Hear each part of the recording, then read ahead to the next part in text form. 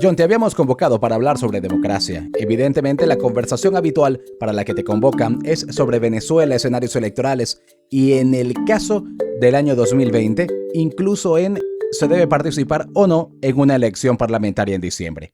Probablemente ya caeremos allí, pero no es el motivo de esto. El motivo de esto es la democracia en sí mismo como elemento social, como elemento político, a partir particularmente de lo que pasó en Rusia. Y allí vamos. Rusia es un país que en los últimos años tiene toda una relevancia en Venezuela, por su cercanía con el chavismo, particularmente en Rusia acaba de haber un referéndum para modificar el límite legal a la presidencia de Vladimir Putin. Ahora podrá presentarse de nuevo a elecciones y de nuevo más allá y gobernar si sigue siendo electo hasta 2030 y tantos, cuando ya tenga 80 y tantos años. Tomemos en cuenta que Vladimir Putin viene gobernando en Rusia desde el año diciembre del 99, desde el año 2000. Prácticamente puede llegar a tener 40 y tantos, 30 y tantos años en el poder. Y esto se está haciendo con el voto de la gente. 73% no es poca cosa, es una gran mayoría. Y por allí quiero comenzar entonces, John. ¿La democracia se suicida a sí misma? ¿Hay tan poca valoración de la democracia en sí misma o qué está pasando?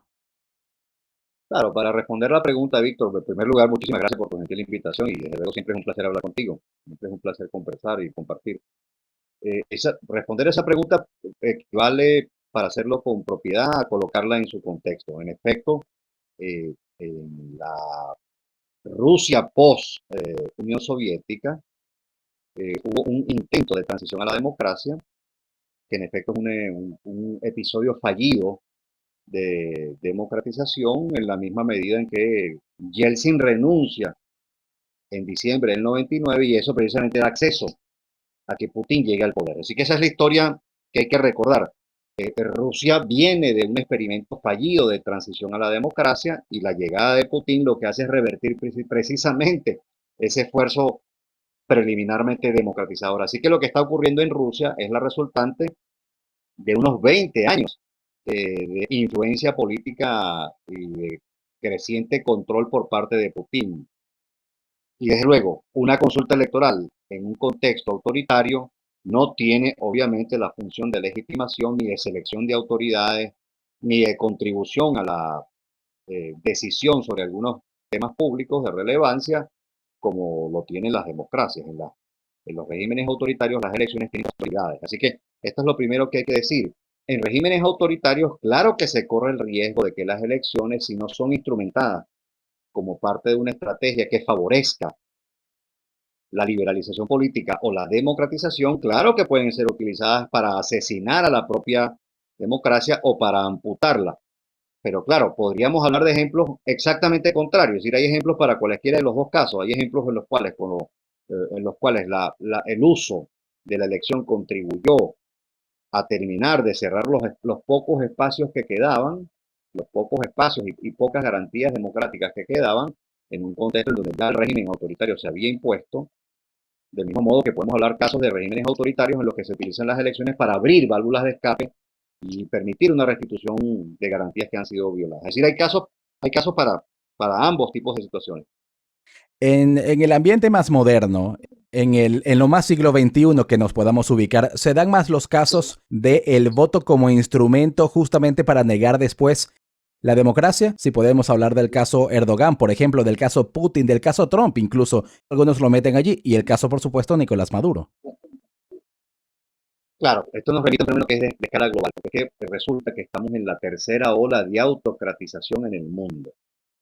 Es decir, en el mundo han habido tres olas democratizadoras. Si echamos mano de Samuel Huntington, eh, la primera ola fue una que, si repito, seguimos fielmente a Huntington, la primera ola de democratización ocurre entre 1828 y 1926. Esa es una primera gran y extensa ola. Hay un debate acerca de si esa realmente constituye una ola democratizadora, si por el contrario más bien contribuyó a liberalizaciones políticas en muchas partes del mundo. En todo caso, esa fue la primera gran ola. La segunda, entre el año 43 y el 62, obviamente el evento global que remodela y que permite muchas transiciones a la democracia en el mundo es la Segunda Guerra Mundial, en esa ola. Y la tercera ola de democratización arranca en el año 74 con la Revolución de los Claveles en Portugal. A partir de ahí suceden varias transiciones, la de España, la de Grecia y luego empiezan a surgir algunas transiciones en América Latina. La cadena consecutiva de transiciones latinoamericanas arranca en el 78 y se extiende por la década de los 80. Así que lo que fue la década perdida en materia económica para América Latina fue una gran década en términos de democratización política. Pero dentro de cada ola, entre cada ola democratizadora, ha habido una contraola autoritaria o una ola de autocratización. Estamos en la tercera ola de autocratización, es decir, está creciendo el número de regímenes autoritarios en el mundo. El tope del número de regímenes democráticos estuvo oscilando entre 2007 y 2012. Desde esa fecha, es decir, 2013 en adelante, ha habido una caída sistemática del número de regímenes democráticos, ergo, regímenes democráticos que se terminan autocratizando. ¿Ese 2007-2012 es en un histórico completo? Sí, sí, un histórico completo. El número total de democracias más elevado que se ha registrado en toda la historia ha sido 123. Y eso ocurre entre 2007 y 2012. Y a partir de allí, después de ese periodo, empieza más bien una reducción del número global de democracias en el mundo. Ahora, fíjate tú, tu pregunta es muy importante, Víctor, porque nos permite comprender un rasgo epocal, un rasgo de nuestro tiempo. La tercera ola de autocratización tiene como diferencia sustantiva respecto de las dos anteriores, las autocratizadoras o contraolas autoritarias, que las autocratizaciones provienen de las propias democracias. No es el caso de Rusia, obviamente, pero lo que está ocurriendo es que en buena parte de los regímenes que antes eran democráticos se socavan procedimientos, instituciones, garantías democráticas, de forma tal que desde la propia democracia, incluso con gobernantes legitimados originalmente por la población por intermedio de la votación, por intermedio de una elección, esos mismos gobernantes terminan socavando instituciones y garantías democráticas. Es decir, la tercera ola de autocratización tiene como rasgo fundamental que los gobernantes, mandatarios, líderes, fuerzas políticas que impulsan la autocratización utilizan instrumentos y procedimientos democráticos para su legitimación popular. Es decir, una vez que son legitimados públicamente, ellos proceden a socavar y a restringir garantías, es decir, producen una transición en la dirección del autoritarismo. Así que no es, repito, el caso de Putin, porque ya el propio Putin, desde el año 2000, tan pronto llega al poder, diciembre del 99, inicios del año 2000, el evento que precipita ese cambio de poder es la renuncia de Yeltsin, que por cierto, lo hace aquejado por múltiples problemas y al mismo tiempo por su propia enfermedad. Es decir, son varias las circunstancias que le obligan a renunciar. Hay varias Pero sí, cosas, John, adelante. que me gustaría puntualizar allí, porque al final de cuentas hablamos de regímenes que comienzan, como bien lo dices, con el voto de la gente. Y cualquiera pudiera contestarle después a cuando se hace el análisis histórico en Venezuela, lo estamos viendo cuando dicen, bueno, pero es que tú te lo buscaste. A la sociedad me refiero. Tú te lo buscaste, tú pusiste al señor allí. Y ese señor ahora actúa con el permiso o el poder que tú mismo le entregaste. Bueno, claro, es una afirmación cruel, porque es que la democracia está hecha para dos, claro, la democracia está hecha para resolver dos problemas, Víctor. La democracia resuelve el problema de quién gobierna. La democracia en verdad no está hecha, aunque esto resulta tremendamente contraintuitivo y antipático, la democracia no está hecha para resolver problemas económicos. La democracia está hecha para resolver el asunto de cómo se seleccionan las autoridades que luego van a tener la facultad para tomar decisiones colectivamente importantes, es decir, decisiones que nos involucran a todos y que tenemos que respetar. Entonces la democracia, desde la época griega originalmente, la antigua Grecia, resolvió el problema de cómo legitimar a esas autoridades. Obviamente aquella democracia no tiene nada que ver con esta. Aquella era una democracia, una sociedad que tenía a lo sumo, en una polis, en una ciudad-estado, que a lo sumo tenía 10.000 personas. En las sociedades de masas, como bien lo has dicho hace rato, obviamente los problemas son mucho más complejos y no puedes reunirlos en un ágora, ni siquiera una representación de ellos. Así que, en verdad, nunca existió la democracia directa. La democracia directa es más un ideal, una preferencia normativa de algunos. Así que, lo que la democracia resuelve es cómo se seleccionan las autoridades. Pero segundo, la democracia también tiene la resolución de ese problema que tú señalas. Es decir, la democracia prescribe, perdón, un tiempo finito para los mandatos. Es un dispositivo institucional crucial de la médula de la democracia. Es decir, que si tú procedes democráticamente, podrías resolver el problema de un mal mandatario o de un mal gobierno. Obviamente, si los mandatarios o los gobiernos tienen suficiente poder y suficiente respaldo como para socavar las bases sobre las cuales construyen sus decisiones para respaldar el poder, la capacidad de influencia que en efecto tienen. Acá estamos hablando de otro problema. Es decir, ya no es solo el problema de los que lo respaldaron, el problema ahora pasa a ser de toda la sociedad. El problema tiene que ver con la fragilidad institucional. El problema tiene que ver con los pocos o los escasos costos que la sociedad le impone a semejante conducta autoritaria. Víctor, hay que recordar que en el caso venezolano, desde los años 90, había una demanda de orden y progreso. Y Claro, esa aquí hace demanda de falta una orden estaba cachucha. reclamando la presencia de una... Claro, es decir, había una demanda social y eso se estudió en investigaciones de opinión pública académica. Había un tercio de la población venezolana que tenía ya en los 90 actitudes pro-autoritarias. Es decir, no es que no teníamos registro de esto antes, el problema es que eso cristalizó en un líder que decodificó psicosocialmente a la sociedad, decodificó las angustias, los traumas, las expectativas frustradas, elaboró un discurso sobre esa base, es decir, lo construyó sobre la base de las expectativas frustradas durante muchos años consecutivos, de un deterioro continuo de sus condiciones de vida, lo volvió carne, lo hizo bandera política, y no solo que llegó al poder por esa vía, sino que justificó incluso una creciente acumulación de poder sobre esa base. Es decir, los fenómenos autoritarios del siglo XXI también tienen que ver con los fenómenos los fenómenos consustanciales a nuestras sociedades. John, en ese sentido, hay una escena del episodio 1 de Guerra de las Galaxias que muestra el Senado, ¿no? El Senado Galáctico. Y hay creo que el episodio 1 no, el 3, uno de esos.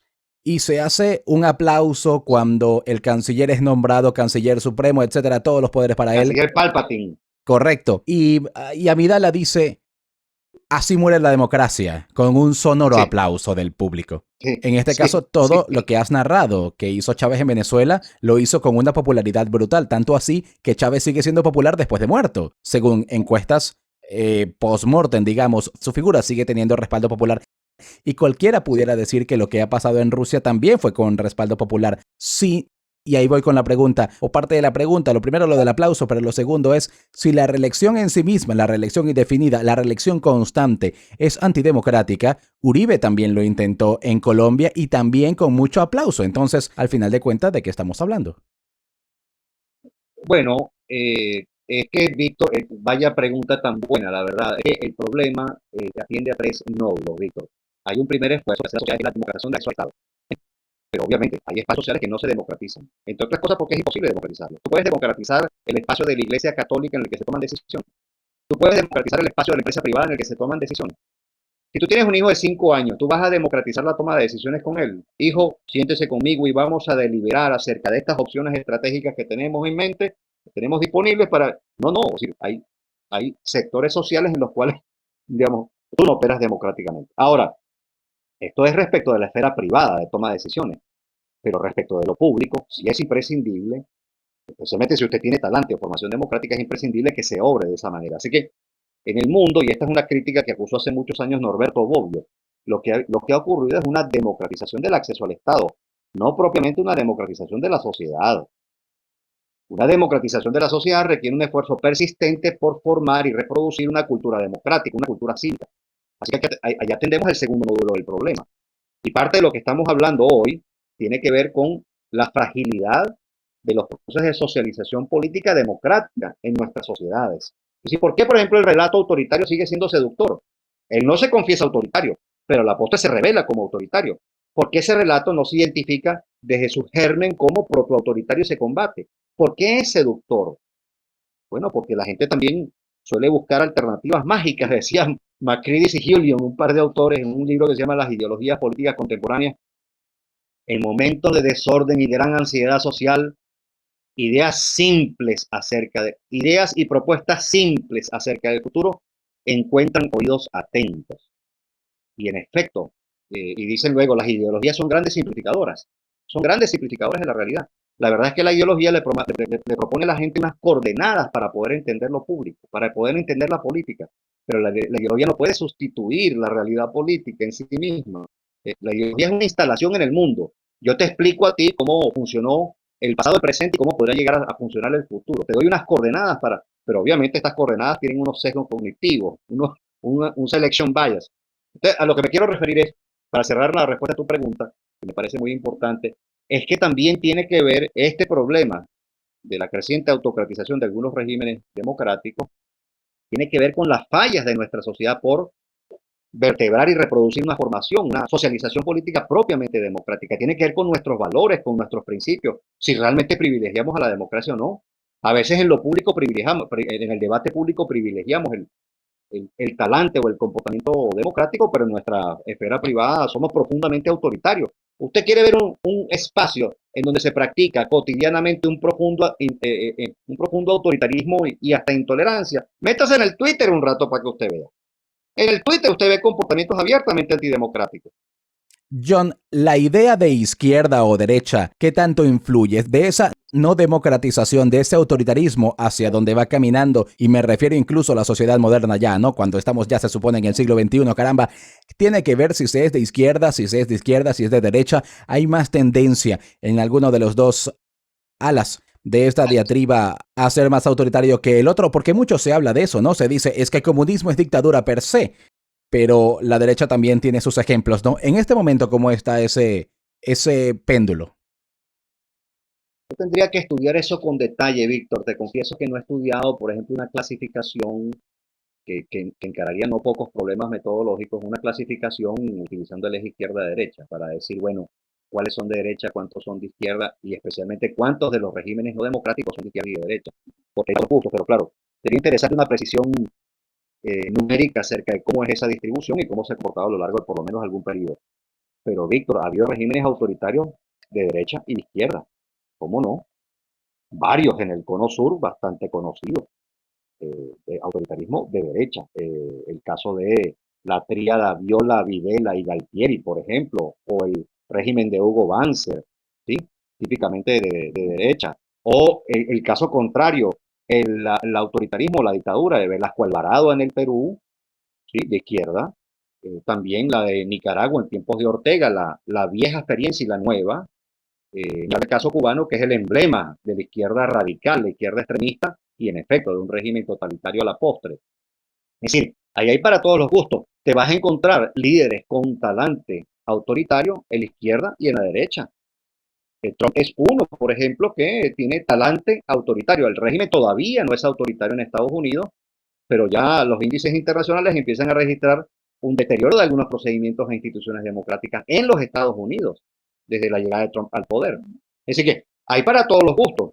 Te aprovecho allí el tema de Estados Unidos porque cuando se pilló, digamos, a Trump en actitudes poco democráticas, incluso en la campaña antes de ser electo, había quienes decían, bueno, pero es que al final el sistema de Estados Unidos tiene suficientes barreras para contener este tipo de cosas, ¿no? Y esto se ha dicho en otros sistemas, se ha dicho en España con respecto a Podemos, se ha dicho en Colombia con respecto a Petro, y se ha dicho así con muchos otros, a quienes dicen de hecho que los grandes aliados del chavismo en la región, Kirchner en Argentina, por ejemplo, incluso en algún punto AMLO en México, pero sobre todo Kirchner en Argentina, se enfrentaron a un sistema estatal institucional que de alguna manera les pone un corsé a esas ínfulas poco democráticas, a diferencia de lo que ocurrió en Venezuela, a diferencia de lo que ocurrió en Bolivia, según la lectura del asunto.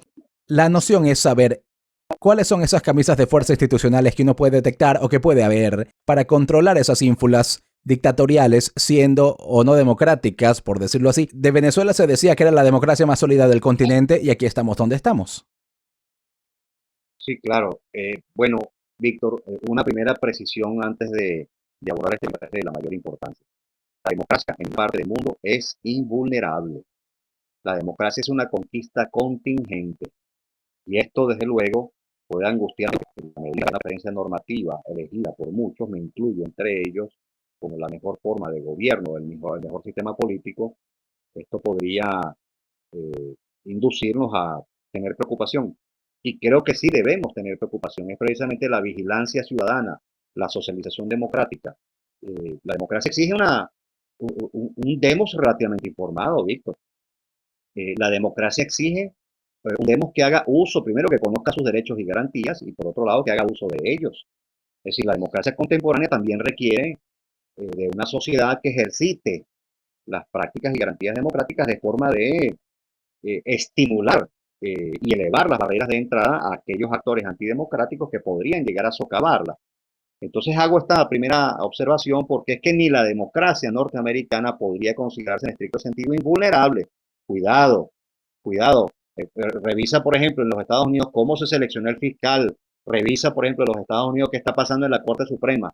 Es decir, ha habido ya un avance en las lesiones de garantías institucionales que eran históricamente consideradas como muy importantes. Ahora, ¿cuáles son las garantías que hay que atender para responder tu pregunta? ¿Cuáles son las que hay que reforzar?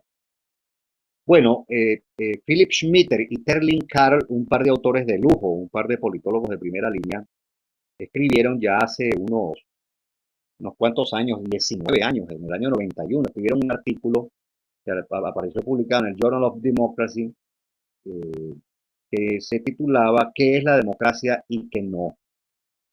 Y menciono este artículo porque fue una referencia obligada, sigue siendo, en mi opinión, para los debates acerca de cuáles son las garantías procedimentales mínimas, las básicas, las esenciales, sin las cuales un sistema democrático no puede sobrevivir. Son nueve garantías procedimentales básicas sin las cuales obviamente no podemos estar hablando de democracia. Por tanto, son esas nueve las que tenemos que atender con mucha precisión. No sé si nos da chance para mencionarlas, Víctor, pero Claro, por favor, si por las favor. tenemos, Por bueno, lo muy menos bien, para la primera, listarlas. sí, como no, la primera, el control de las decisiones que toman gobiernos acerca de los asuntos públicos está conferida, ese control está conferido constitucionalmente a los funcionarios, es decir, es la existencia de un Estado de Derecho previo el que permite el otorgamiento de ese poder. Segundo, los funcionarios elegidos deben escogerse en elecciones periódicas e imparciales en las cuales la coerción es realmente poco frecuente. Allí donde tú veas problemas en las condiciones de la competencia electoral, es decir, allí donde no haya elecciones competitivas, no sean ni libres, ni parciales, ni periódicas, ni justas, obviamente hay una segunda garantía que ha sido violada. Tercera, prácticamente todos los adultos tienen el derecho de votar en la elección de los funcionarios. Este es un principio de legitimación básico de la democracia. Se llama democracia porque es demos y kratia, ¿sí? Para utilizar el griego, o cracia, pues, con K. Es decir, demos es pueblo, cracia es gobierno, autoridad. Por tanto, democracia es el gobierno o la autoridad sobre la base de una legitimación popular, sobre la base de la legitimación que le otorga el pueblo. Sin la participación de todo el demos que puede estar facultado para ello, obviamente esa sería una tercera restricción o una tercera violación grave.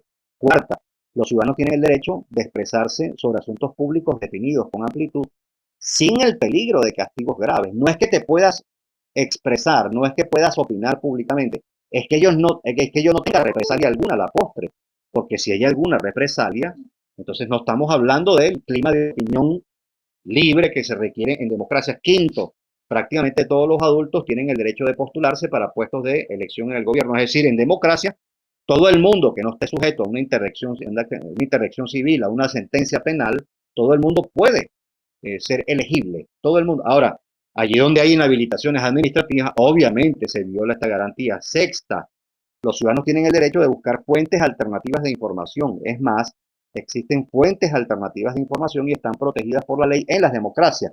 Ya esta sexta garantía nos dice con mucha claridad que el caso venezolano no es un caso en donde la secta está protegida. Más bien, la ley que se confecciona a partir de 2006, la ley Resorte en aquella fecha, hoy Resórteme, induce creciente censura y autocensura en los medios de comunicación. Es decir, que en lugar de ampliar el repertorio de líneas editoriales, lo que hace más bien es restringirlo. Séptima garantía, los ciudadanos tienen el derecho de formar asociaciones u organizaciones relativamente independientes, incluyendo partidos políticos y grupos de interés. Esto puede involucrar gremios profesionales, gremios empresariales, sindicatos, asociaciones civiles, ONG, cualquier tipo de organización, incluyendo obviamente a los partidos. Es decir, si usted los ilegaliza o le quita las tarjetas o incluso persigue a su dirigencia sin necesidad de ilegalizarlo, obviamente usted está violando la séptima garantía. Octava garantía, los funcionarios electos popularmente deben ser capaces de ejercer su poder constitucional sin quedar sujetos a la oposición preponderante, aunque informal, de los funcionarios no electos. Es decir, funcionarios electos tienen un principio de legitimación popular que nada puede superar. Es decir, no pueden haber unos actores no electos que desafíen el poder constitucionalmente conferido a los primeros, los protectores, para poner un ejemplo concreto. Eso es una violación muy flagrante de una condición procedimental de la democracia. Y la novena, la democracia puede ejercerse allí donde la entidad política es autónoma, es decir, donde es capaz de tomar decisiones independientemente de las presiones o de las restricciones impuestas bien por algunos sectores de la comunidad internacional o de otros sistemas políticos. Así que estas son las famosas nueve garantías de las que hablaron Terling Carl y Philip Schmitter. En Venezuela, lo que se debate, mira, buena, se sabe que ya las 8 restantes han sido violadas, entonces obviamente, sí, claro, se debate si El repele, se presiones debate el internacionales, se repele. debate una sola garantía novena, pero las otras 8 han sido abiertamente violadas, es decir, pero a ver, estas violaciones se cometieron hace rato, no es con Maduro, ya con Chávez había un régimen autoritario. El primer artículo académico que logré leer sobre esto es del año 2002 de Levitsky y Wei en el Journal of Democracy, en donde ya ellos decían que Venezuela era un caso de autoritarismo competitivo. 2002, es decir, que esto arrancó muy temprano. En el 99 hubo las primeras señales. El congresillo, por ejemplo, fue una señal de socavamiento de instituciones democráticas. ¿Cómo es que una comisión legislativa puede sustituir un parlamento recién legitimado? Eso fue lo que ocurrió en el 99. Es decir, ese proceso de transición al autoritarismo arrancó muy rápido. Lo que pasa es que al principio lucía, como luce siempre en sociedades que no han experimentado autocratizaciones durante algún periodo, lucía poco probable que Chávez llegara lejos. Mira dónde estamos hoy. Es decir, todas las democracias en todas las partes del mundo no son invulnerables. Es decir, todas tienen fragilidad. Unas más, John, otras menos, pero todas pueden ser penetradas. Me callo para que puedas preguntar. justamente en ese punto, el venezolano es demócrata. Mucho se dice es que el venezolano lleva la democracia en la sangre, estamos educados en democracia y tal, pero el venezolano, a tu juicio, ¿es un demócrata o no? Yo creo que tenemos una sociedad fragmentada ahora en cuanto a preferencias normativas. Sí, obviamente, en un estudio de opinión, si tú preguntas, ¿usted prefiere la democracia, un régimen autoritario? La gran mayoría te va a decir la democracia. Pero hay unas preferencias individuales no reveladas, porque se sabe que no son socialmente legítimas.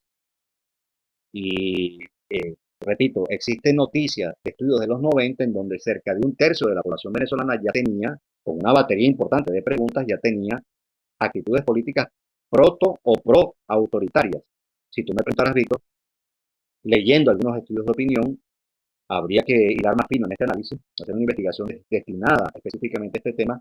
Si me preguntaras, yo creo al día de hoy que la mitad, aproximadamente, números más, números menos, la mitad de la población tiene actitudes políticas pro-autoritarias y la otra mitad pareciera que no, hasta la fecha. Es decir, que la polarización ha llegado, ya no existe la polarización del pasado, pero la polarización ha llegado a dividirnos en cuanto a cuán comprometidos realmente estamos con la idea de la democracia, cuán comprometidos estamos con las consecuencias naturales de elegir a la democracia como un sistema político autoritario, perdón, como un sistema político preferido. Yo Y se veo a sectores de puede, oposición comportándose de forma antidemocrática y lo exhiben públicamente y no correcto, pasa y nada. ahí voy, y se puede, John, pensar en una democratización del país si la sociedad está así de fragmentada y no hay una noción más amplia o más sociabilizada de la democratización en sí misma. Bueno, Víctor, es obvio que si esto fuese así, repito, habría que hacer un estudio para confirmarlo o refutarlo, pero si esto fuese así, entonces que ese es un obstáculo que habría que superar. Es un obstáculo que hay que superar. La presencia de grupos irregulares en Venezuela es un obstáculo que hay que superar. La eventual penetración del narcotráfico en algunos sectores es un obstáculo que hay que superar. Pues este que estamos discutiendo, la existencia de un sector de la sociedad venezolana se ha vuelto cada vez más pro-autoritario, así no está consciente de ello, obviamente es un obstáculo muy importante, porque es que sin eso, aún cuando haya una transición a la democracia en el corto plazo, cosa que yo no veo, por cierto, pero aún cuando ocurra, la probabilidad de una reversión autoritaria es muy elevada, Víctor. Así que, si tú tienes una mayoría, una mitad o una mayoría de la población con actitudes pro-autoritarias, muchos de ellos no son conscientes de eso, desde luego. Entonces, venga, un experimento, un intento de transición, esos intentos siempre encaran dilemas estratégicos cruciales, en donde se va a revelar finalmente quiénes son los demócratas y quiénes son no. No tener una mayoría que respalde a la democracia en el medio de esos dilemas estratégicos ciertamente puede ser tremendamente confuso para muchos y tremendamente riesgoso. Y como los de un régimen autoritario, una vez cuando se inicia la transición, todavía sobreviven muchos de ellos, bueno, eso puede crear el espacio para que se produjera una reversión. Atención, aquí lo que estamos haciendo es especular sobre un escenario, no estoy diciendo que eso es lo que vaya a ocurrir, lo estoy pronosticando. Pero el punto es importante, el punto que tocas es importante, Víctor. Ahora, John, tú que has estudiado casos de transiciones a la democracia y finales de la película también para regímenes autoritarios, hay quienes han dicho en Venezuela, y te lo consulto a partir de allí, es que en Venezuela, luego del chavismo, hace falta, para poner orden, un autoritarismo, pero de un signo político distinto o ideológico distinto. mucho más pragmático, pensando nada más en poner orden y más está, y hay que tener mano dura. Mi pregunta viene, en los casos que has estudiado, lo que viene después de un régimen autoritario, que en muchos de los casos es otro régimen autoritario, ¿se ha visto la contramoneda de la cara ideológica? Y si es así, ¿cuáles han sido los resultados? No, no puedo responder esa pregunta con números, pero sí te puedo decir con aproximaciones cualitativas lo siguiente. Bueno, primero con algunos numeritos para ubicarnos globalmente. Se han encontrado no menos de 316 episodios de democratización entre 1900 y 2017. 316 episodios de democratización. Al margen de cómo han resultado.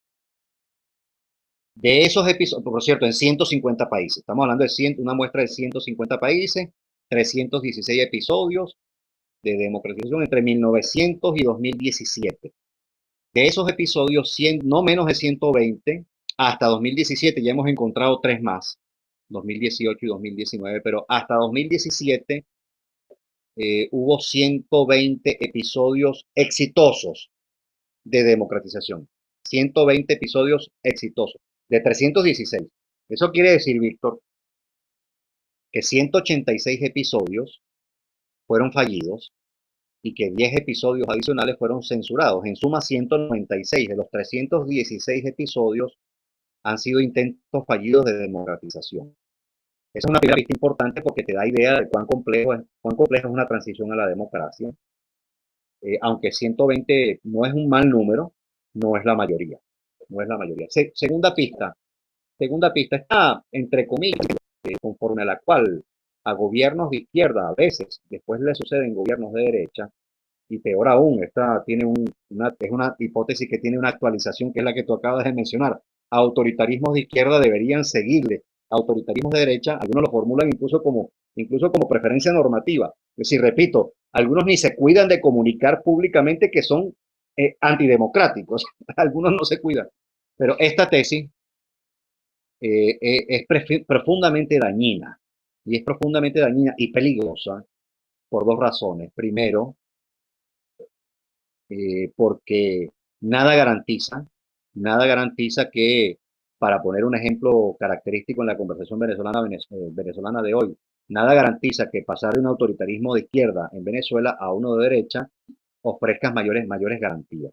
Nada lo garantiza, nada lo garantiza. La retórica o el discurso no son garantía de nada. Usted conoce a la gente cuando llega al poder y conoce realmente hasta dónde está dispuesta a llegar cuando está en el poder, no cuando está en la oposición. Como le gustaba decir a Teodoro durante muchos años, a Teodoro Pekov, una cosa es con cuatro y otra con dos. Es decir, una cosa es estar en la oposición y otra cosa es estar en el gobierno, ¿no? Así decía Teodoro para referirse a las enormes brechas que hay entre cuando usted hace oposición y cuando usted está en el poder. Pero segundo, hay un asunto tremendamente peligroso a la postre, a propósito, por cierto, de lo que facilita la formación de una sólida cultura democrática. Mientras más tiempo pase una población experimentando los efectos de regímenes autoritarios, la probabilidad de que se produzca una socialización propiamente en las reglas y valores de esos regímenes es más alta, Víctor. Si la única manera de combatir al talante y las actitudes pro-autoritarias es con democracia, con formación, con socialización democrática. Y esto lo facilita la existencia de un régimen democrático. Mientras más tiempo se prolongue un régimen autoritario o mientras este sea sustituido por otro, así sea de otro signo ideológico, eso también contribuye a una reproducción de valores y prácticas antidemocráticos. Es decir, que no te ayuda a la democratización a la postre. Es decir, la sustitución de un autoritarismo de izquierda por uno de derecha puede dificultar aún más la transición a la democracia. Hay gente que lo ve como un estadio natural, no, natural nada. Es decir, es un estadio que podría comprometer mucho las perspectivas futuras de que en Venezuela pueda producirse una transición a la democracia. John, ¿qué falló en Venezuela? Hay quienes, digamos, en la conversación pública uno se encuentra a compañeros, amigos que te dicen, sobre todo los que tienen más edad, bueno, nunca se le dio valor a la República Civil, siempre estuvimos marcados por lo militar. La educación no supo valorar sus propios avances democráticos digamos, los 40 años del punto fijismo no logró explicar bien o convencer a la sociedad de sus propios avances democráticos. A tu juicio, ¿qué falló? ¿Qué no se hizo que nos dejó ese germen autoritario allí que bueno, hizo que no nos despertaran las alarmas necesarias como sociedad, cosas que pasaban en los 90, como bien dices, y cosas que pasaron ya en tiempos del chavismo, que de nuevo fueron aplaudidas a rabiar. Sí, un complejo entramado, Víctor. Parte de eso lo estudié en mi tesis de maestría. Mi tesis de maestría la dediqué hace muchos años ya, la entregué y la defendí en 2002 y con fortuna fue aprobada como sobresaliente en la Universidad Simón Bolívar. Eh, Mi tutor de tesis fue Aníbal Romero y mi jurado estaba compuesto por Mauricio Báez, por cierto, un adecólogo muy importante, Eduardo Morales Gil, un individuo muy bien formado, por cierto, muy inteligente, muy serio, y obviamente Aníbal, mi tutor. Y allí examino los principales factores que condujeron a la caída de ese sistema político, que al mismo tiempo lo que nos pasó como sociedad. Yo diría, Víctor, para sintetizar, que hay no menos de 4 o 5 factores de envergadura que explican lo que nos pasó. Primero, ocurrió, por un lado, una revolución de expectativas desde los 70 con el incremento de los precios del petróleo eh, y del gasto público. Ahí hubo una revolución de expectativas. Eh, Me parece que este evento es muy importante para explicar la posterior frustración. Hay un politólogo chileno, Norbert Lechner, que dice, no hay desencanto donde no hay ilusión. Bueno, en los 70 comenzó la ilusión y pronto vino el desencanto. Es decir, esto nos remite al segundo tema, un modelo de toma de decisiones soportado obviamente en la renta petrolera, cuya función era distribuirla. El maestro Juan Carlos Rey le llamaba el sistema populista de conciliación de élites a ese sistema político, sistema populista de conciliación de élites. Y claro, en verdad la élite política lo que hacía era distribuir la renta. ¿Eh? Así que ese modelo de toma de decisiones creo que empezó a dar señales de agotamiento tan pronto caen los precios del petróleo. Ese es el segundo factor crucial de lo que nos pasa. Caen los precios del petróleo y la posibilidad de seguir sosteniendo los que en el pasado era la modalidad de toma de decisiones, se quiebra. Despierta de esa ilusión como sociedad, lo que nos despierta de la fantasía en la que estamos envueltos, eso que Naín y Piñango llamaron la ilusión de armonía, lo que nos despierta es el Caracazo. Psicosocialmente nos despierta el Caracazo. Ahora, es curioso, Víctor, porque desde el 83 ya se venían produciendo profundas transformaciones socioeconómicas. Con el Viernes Negro cambia la fisonomía socioeconómica de la sociedad venezolana.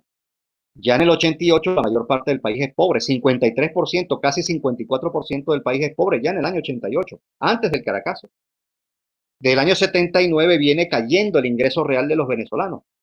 Es decir, que cuando llega Pérez al poder en la segunda presidencia, en la segunda oportunidad, intenta corregir unas distorsiones estructurales que en efecto tenía la economía y que en efecto alguien tenía que corregir. Cuando llega a hacerlo, sin suficientes consensos sociales, sin explicar a la opinión pública qué era lo que estaba pasando y había que acometer, y después de 10 años consecutivos de haber experimentado, la reacción fue negarse a cambio. La reacción de muchos sectores, de sectores sociales, de sectores empresariales, incluso te podría decir, estuvieron contra la reforma de Pérez. Es decir, ese es el tercer factor.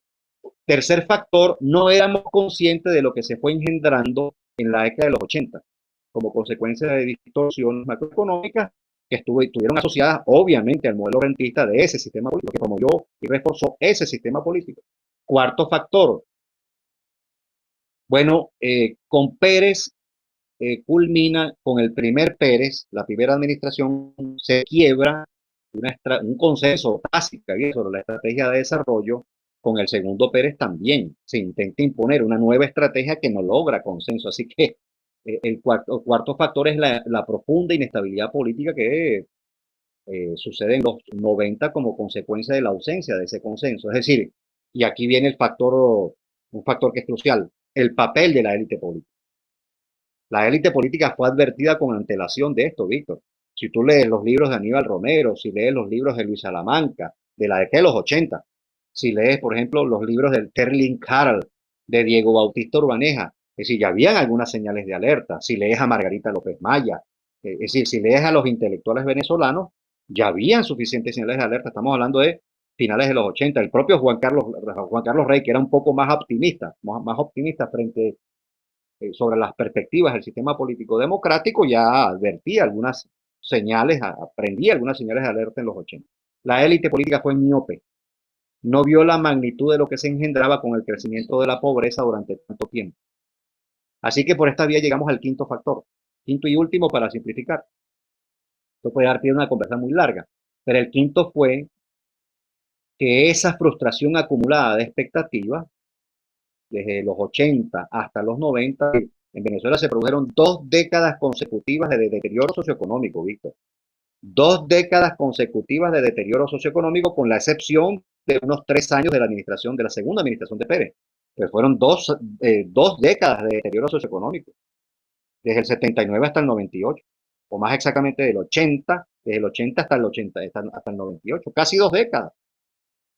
Así que ese deterioro, como había pronosticado hace muchos años, en los 80% lo hizo Aristides Torres.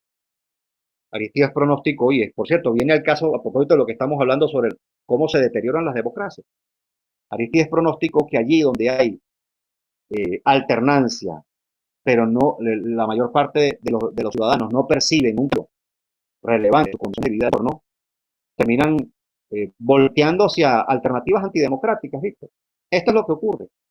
Es decir, y esto es lo que ocurrió en Venezuela. A la dura, al militar, a las opciones del sistema, porque las opciones del sistema no funcionaban, no cambiaban la realidad cotidiana de los venezolanos. Ese es el riesgo. Por eso digo, la democracia no está hecha para resolver problemas socioeconómicos, la democracia está hecha para resolver el problema de quién gobierna. Por tanto, también depende de los ciudadanos una correcta interpretación de la democracia. Depende también de nosotros.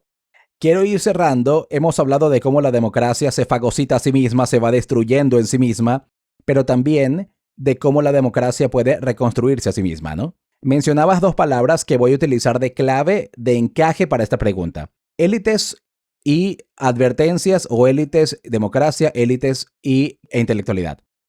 En este momento, quienes están al mando de las élites políticas del país son los que son. Hay quienes dicen, bueno, Rómulo Betancourt escribía libros, Rafael Caldera escribía libros, aquí hubo una intelectualidad que formó parte de la élite política. ¿Cómo ves tú en este momento nuestra élite política? ¿Es una élite política formada, tiene en la cabeza estas herramientas intelectuales para embarcarse en una reconstrucción democrática en Venezuela? ¿O necesitamos justamente que haya eso y no lo tenemos? Es decir, ¿cuál es tu evaluación de nuestro liderazgo político en este sentido? Bueno, obviamente es una evaluación, diría que sesgada, porque dado que mi preferencia normativa me obliga a rechazar todo eh, régimen autoritario y todo talante autoritario, obviamente no podría decir que lo que tenemos enfrente es democrático, y eso ya me habla de unas deficiencias de formación, de socialización política democrática. Pero obviamente se me dirá que esto tiene un sesgo ideológico, o sea, que tiene un sesgo político ideológico. Yo lo que creo es, tratando de ser lo más objetivo posible, apartando mi personal y mis preferencias, tratando de ser lo más objetivo posible, una parte del chavismo proviene de la izquierda radical, de la histórica izquierda radical vinculada con el marxismo-leninismo. Ahí hay un problema serio de socialización cultural y política.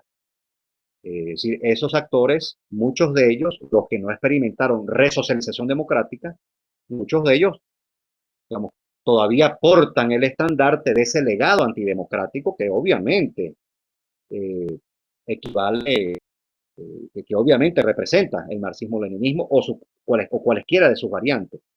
Por otro lado, actores más recientes, no tan vinculados con aquellos viejos movimientos de izquierda radical que están en el gobierno o en la periferia o en centros de poder o en la coalición dominante en general, tuvieron una deficiente formación democrática.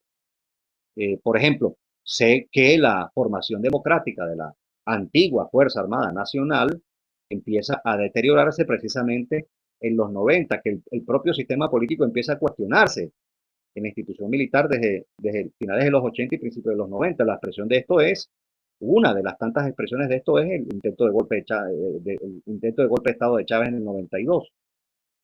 Pero se sabe que hubo otros planes subversivos, insurreccionales, en la cabeza de algunos otros actores, en la cabeza de algunos otros oficiales militares.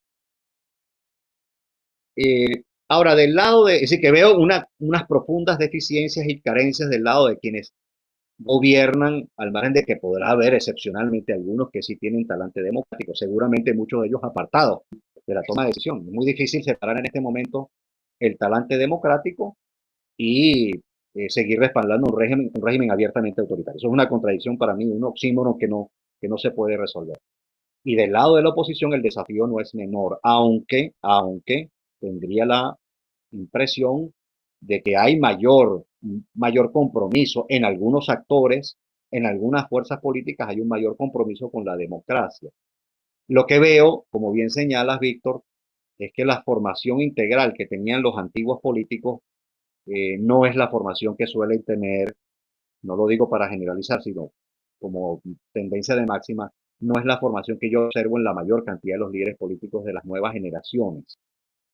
Aquella formación integral en donde a nosotros se combinaba una inquietud por la política como, vamos a decir, oficio o como ámbito de ejercicio de lo público, sino al mismo tiempo la inquietud intelectual por diversas disciplinas de las ciencias sociales. Rómulo fue un gran autodidacta, tú lo sabes. Rómulo era uno de los individuos que más sabía de petróleo en Venezuela. Caldera era uno de los mejores laboralistas de Venezuela. Este, de Villalba se dice que era muy desordenado, y por eso el destino de su partido, pero que en todo caso era un individuo muy pensante y uno de los mejores oradores de su tiempo. Es decir, estamos Bueno, hablando de una estamos hablando, se dice que era un generación, liderazgo, se dice que era un liderazgo político que leía. Y a veces uno se sí, cómo pregunta no. si el liderazgo político actual lee. Bueno, yo conozco a muchos que no. Yo conozco a muchos que no. Pero empezando por una cosa, sí, sí, hablando en serio, yo conozco a muchos que no. Te puedo decir, de los que yo conozco, sin mencionar nombre y apellido, obviamente, que son relativamente pocos los que tienen genuina inquietud intelectual. Es que por ahí parte todo. Ahí voy. Es Es que decir, de ahí justamente mi pregunta. sí, sí, en efecto.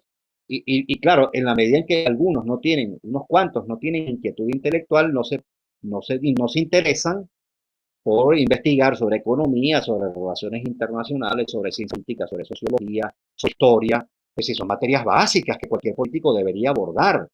De estrategia, por ejemplo, un político tiene que saber estrategia. Hay políticos que no saben de estrategia, Víctor. Políticos venezolanos de no saben estrategia. Y si algo que el régimen autoritario que está vigente es de estrategia. Allá sí saben de estrategia. Porque esta combinación de gente que viene de la izquierda radical, que tuvo que pasearse por unos cuantos libros de estrategia y de táctica, y la gente que vive en el mundo militar, que también forma parte de la coalición dominante, que sabe de estrategia, fue formada en ello. Es decir, esto te habla de una coalición en la que ese es un Y tema que te sí se diría, domina. y la gente que viene de Cuba, que bastante sabe de estrategia. Claro, ¿cómo no? Y de inteligencia, ¿cómo no? Es decir, por ejemplo, yo me he encontrado con políticos de oposición, repito, no menciono nombres, pero es que tengo que decirlo, a propósito de tu pregunta, que no han leído el arte de la guerra de Sun Tzu, o políticos que no han leído los libros de von Clausewitz, que es un clásico de estrategia. O políticos, por ejemplo, aquí en Venezuela hay varios intelectuales de primera sobre estrategia. Aníbal Romero me parece que era uno de los que más sabe. Ahorita está fuera de Venezuela, pero ese es uno de los que más sabe de estrategia entre los intelectuales venezolanos. Aníbal ha publicado muchísimos libros sobre esto, tiempos de conflicto, la sorpresa en la guerra y en la política, etcétera, etcétera. No conocen esa literatura. Hay literatura más reciente, por ejemplo, sobre las estrategias no violentas. No conocen esto, se ven unos manuales y ya está. Es decir, hay un problema de base, que en efecto tienes razón en subrayar, hay un problema de base en el liderazgo. El liderazgo de hoy, diríamos, no puedo generalizar, hay muchachos nuevos muy inteligentes, muy bien formados, de políticos, pero una buena parte de ellos están más preocupados por el marketing, por los elementos de comunicación política contemporánea, están preocupados por los temas de gestión de imagen pública y la sustancia, su formación, sus valores, sus principios, su interpretación de lo público, sus lecturas, es decir, la sustancia. Está bien que la comunicación sea una dimensión de la política, pero la sustancia del producto, no solo el mercadeo. Bueno, allí como que hay algunos problemas, Víctor. Así que sí, tienes razón en subrayarlo. Sí, repito, no puedo generalizar. Hay gente muy talentosa en las generaciones jóvenes, en los viejos, en los mayores, los más experimentados. Pero sí, veo que este es un problema acusado, una tendencia acusada en la nueva generación.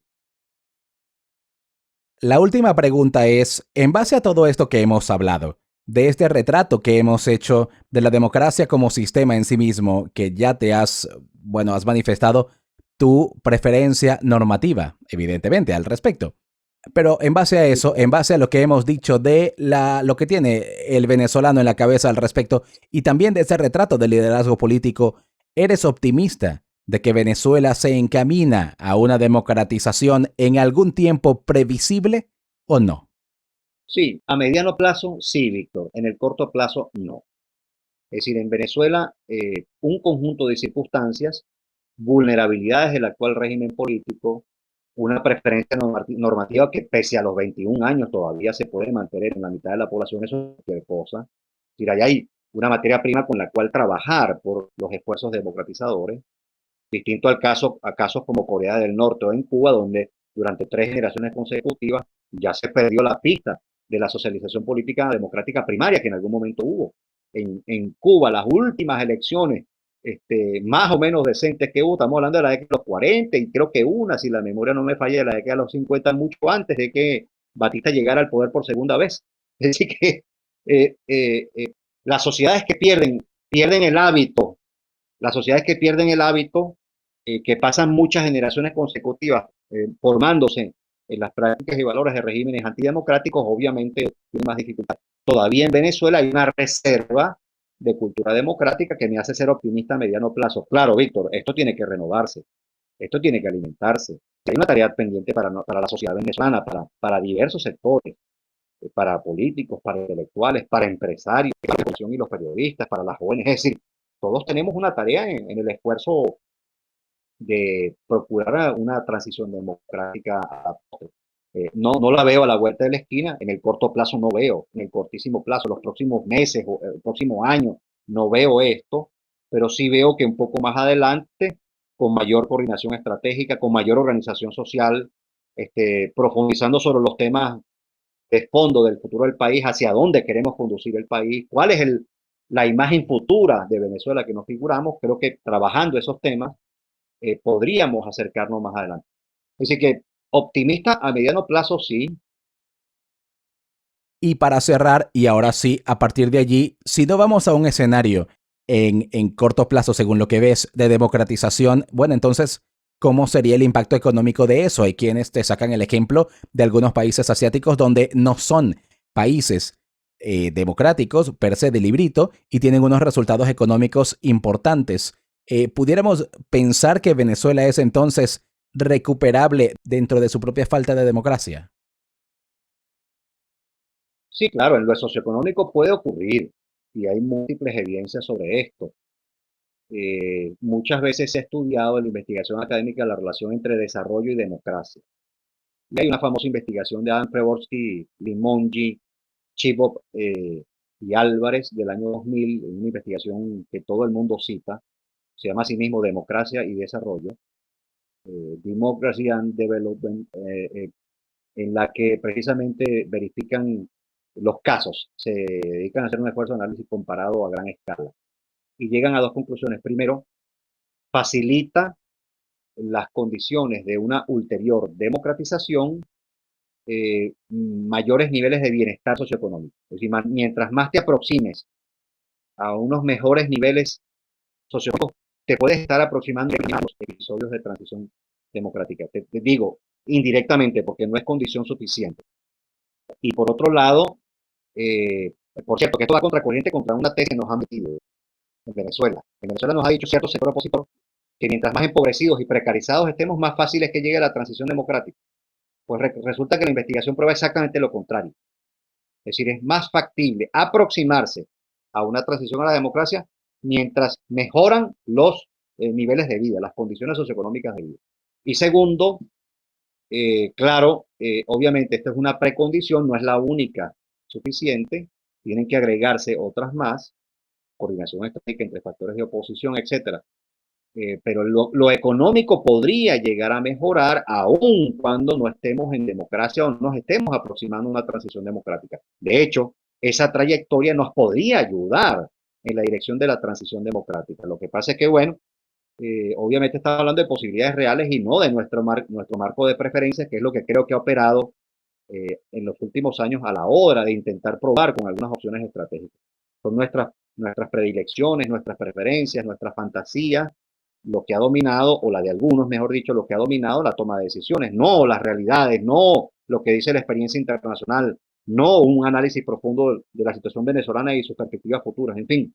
Pero bregaremos, Víctor, bregaremos, no nos cansaremos. Muchísimas gracias, John, de verdad, por esta conversación. Qué conversa tan sabrosa, tenía años que no tenía una conversa tan interesante. Te agradezco mucho que nos hayas acompañado y que nos hayas dado todas estas visiones. Muchas gracias. Un placer.